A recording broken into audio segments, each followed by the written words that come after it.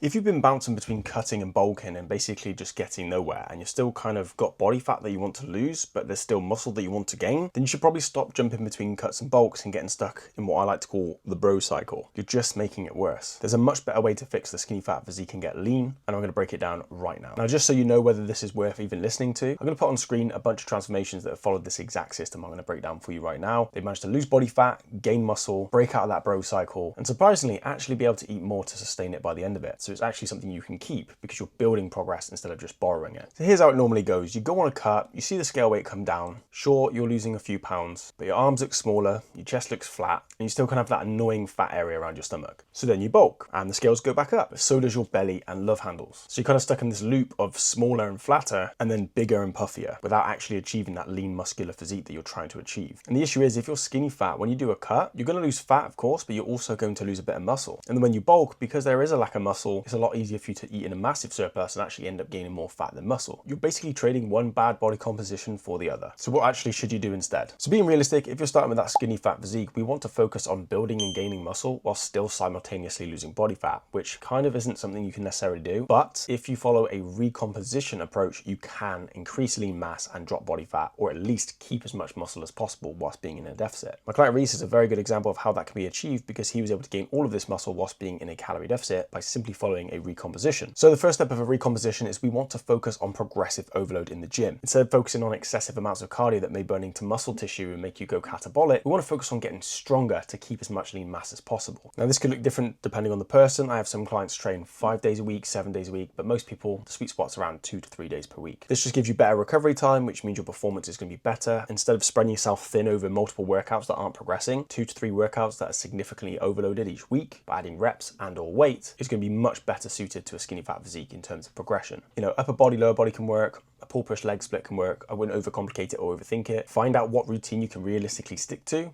and remain consistent. Now, step 2, really simple. We need to be eating in a slight calorie deficit instead of a large one. If you eat in a large calorie deficit, you're more than likely going to lose muscle tissue because you're not eating enough to sustain lean mass that you've already got. And if your deficit isn't big enough, you may end up just maintaining, or if you're in a surplus and you're way off with your calories, you may end up just getting fatter over time. So I would normally recommend somewhere between 300 and 500 calories below your maintenance, because this is a realistic amount to achieve every day without being completely starving, running on empty, and having poor performance in the gym, further risking muscle loss. But you are still achieving a calorie deficit, which means roughly you'll be losing about 0.8 to a pound per week. Now, if you want to make sure these numbers are set up correctly, I have a free nutritional blueprint you can download in the description, or you can use an online calculator, but just make sure it's specifically for skinny fat, not just someone that's trying to lose a bunch of body weight. Now, step 3, this is very obvious. We need to keep that protein really, really high. If the protein's low and you're in a calorie deficit, your body's going to lose more fat and muscle. But on the flip side, if we're eating enough protein, say somewhere between 0.8 to 1 gram per pound of lean body weight, then your body's far more likely to lose body fat, keep and retain muscle, and in this case, if we're progressing in the gym properly and the deficit's not too big, actually gain muscle as well. Again, the nutritional blueprint down below will help you work that out, but if you want a baseline number, 1 gram per pound of lean body weight. And step 4, this is kind of like what I would say is the secret sauce that most people are missing, and it's very simple. Track everything. Track your lifts, track your weight, track your progress photos, and of course, track your calories and macros. Relying on guesswork is like asking someone to build you a house and just giving them a bunch of bricks and cement and saying, figure it out. Chances are it's probably not going to look very good,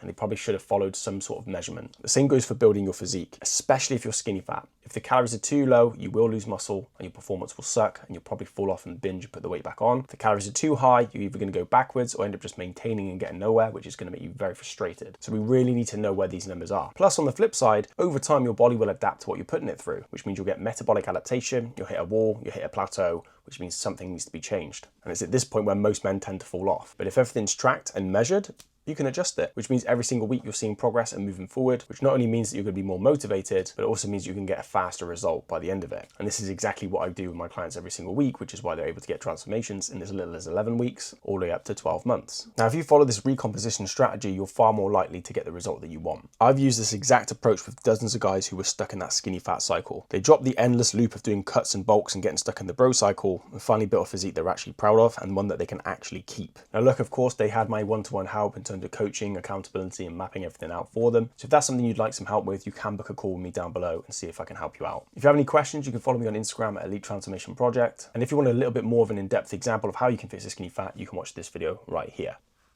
Have a great day.